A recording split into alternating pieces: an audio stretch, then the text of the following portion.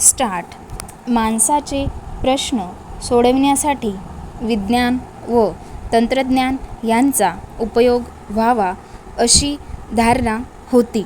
म्हणूनच भारतीय विज्ञान व तंत्रज्ञानाचे नवे आदर्श सदैव जपले. त्यानंतर इंदिराजींनी 6व्या पंचवार्षिक योजनेपासून विकासविषयक कार्यक्रमांमध्ये औद्योगिक धोरणाच्या सुसूत्रीकरणास सुरुवात केली. इंदिराजींच्या या शान वाढविणाऱ्या कर्तव्यांची जपणूक यांची स्मृती म्हणून उभारलेल्या या संशोधन विकास संस्थेने नेहमी केली पाहिजे. देशातील त्याचबरोबर इतर विकसनशील विदेशातील योजना आणि विकासाच्या बाबींवर व्यापक संशोधन या संस्थेने केले पाहिजे.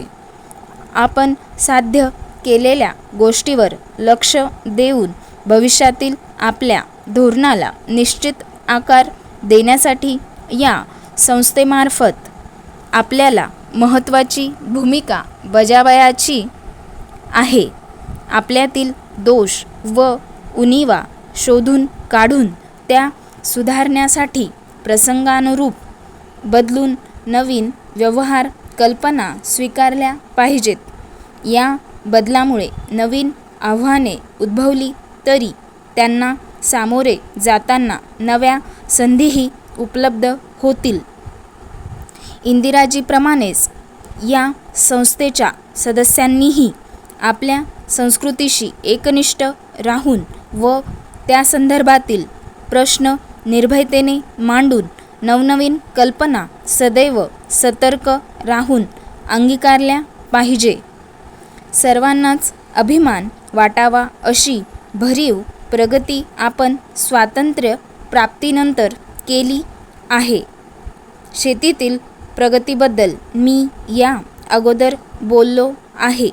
काही वर्षापूर्वीच्या टंचाईवरही मात करून आता आपण उत्पादन वाढविले आहे. आपल्या शेतकऱ्यांनी व शास्त्रज्ञांनी अन्नधान्याच्या बाबतीतही आपल्याला स्वयंपूर्ण बनविले आहे.